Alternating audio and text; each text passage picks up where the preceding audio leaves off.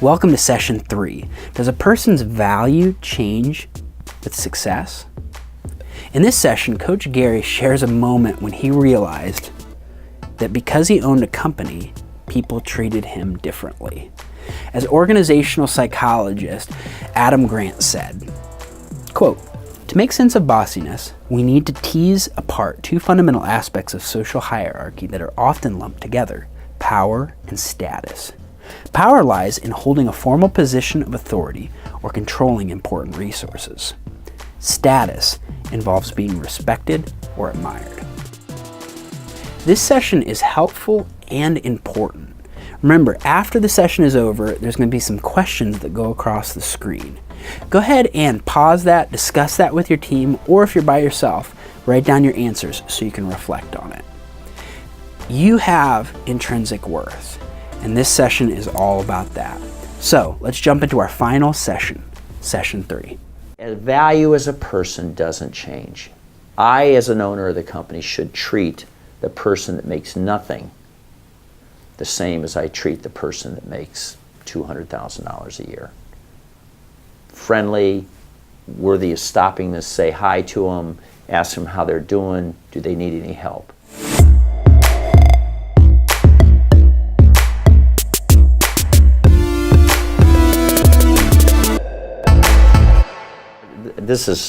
You're going to like this story, I think. This is 1998. I started the company in 1997, November 1997. And I'd been a salesman at that point for, I don't know, 15, 16 years, whatever it was. And I started a real estate company.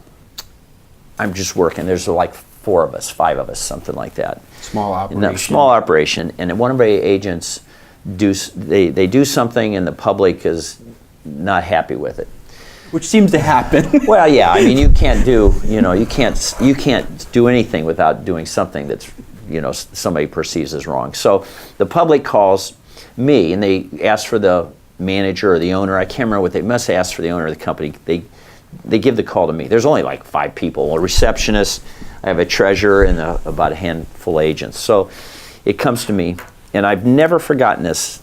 So this is 20 years ago. So I pick up the phone, and I say hello, and they say, "Mr. Stauffer?" I said, "Yes," and they say, "This is so-and-so, and I really hate to bother you. I really do hate to bother you, and I know that you're probably busy, but I got this problem with this agent," and they go on and talk, and I almost didn't hear them because I kept thinking, "What do you mean you hate to bother me? What do you mean you're taking my time? What do you mean I'm important? What do you mean I'm worthy of respect?" I spent 17 years selling real estate, and all of a sudden, by being the owner of the company, they elevated me in value, in whether I needed respect or not. I can't yell at this guy, he's the owner. I can't tell him off, he's the owner.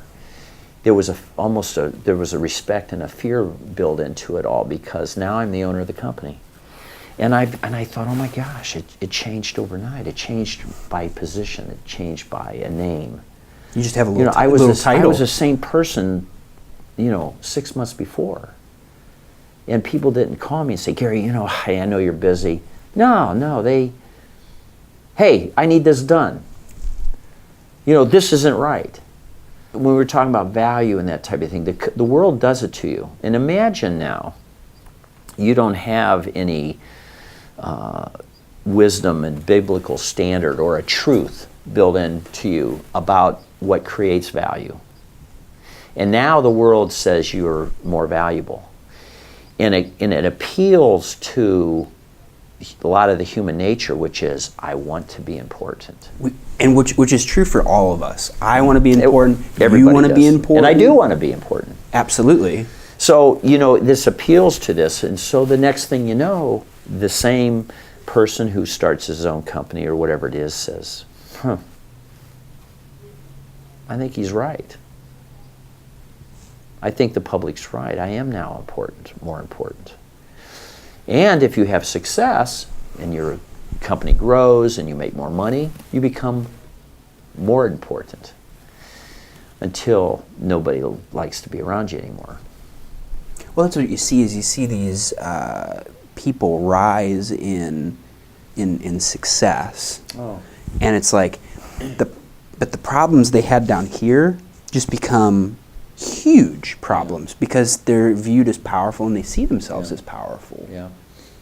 But I think the big thing that we're saying here is that it's making sure that we can see this, that we can think right about it, because we want you to be successful. And we want you to be successful monetarily, but success is much wider than that. Absolutely. Our goal is that you would think right and be successful in your life, with your family, in your business. And it applies to sales. If you are an agent that sells, makes the company $10,000 a year, or you're an agent that makes the company $200,000 a year. Now, you may get different rewards. You'll drive a different car. They drive a different car. You'll get different rewards from the company. Mm-hmm. But value as a person doesn't change. I, as an owner of the company, should treat the person that makes nothing the same as I treat the person that makes $200,000 a year. Friendly, worthy of stopping to say hi to them, ask them how they're doing, do they need any help? Your thinking is if I'm successful, I have worth. Well, what happens when you don't? Right. Well, you can get fired. I mean, if there's value, I guess, to a company, but driven by money, but not value as a person. Mm-hmm. And you're not a good person or a good worker. You just may be in a wrong profession, or you may not have been trained properly. That's what this is all about. Mm-hmm. As an example, and everybody knows this, there's people in the industry that make $100,000 to $1 million a year and even more as salespeople. If you believe you can accomplish that in too short a period of time, then you failed. So thinking properly in our business is critical. I try to, when I get new people that are getting their real estate license, to explain to them, here's what you can expect. I want to tell you some extremes that I've seen. I have seen people make this amount of money the first year. I've seen it, but that isn't the norm. Here's what you could probably expect. And so I try to create the right expectations. So thinking properly can actually help the person that should make it in the business make it instead of get out. So when we talk about the way you look at things, if you don't look at things properly, you don't react and don't act properly. And when you don't, it costs. It costs you, it costs other people, it costs your kids, and it can cost you money, which usually can drive you to maybe make a change.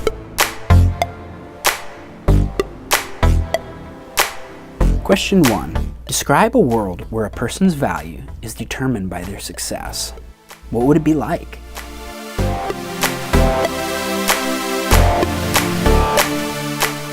Question 2. In what ways could seeing your value inaccurately cost you?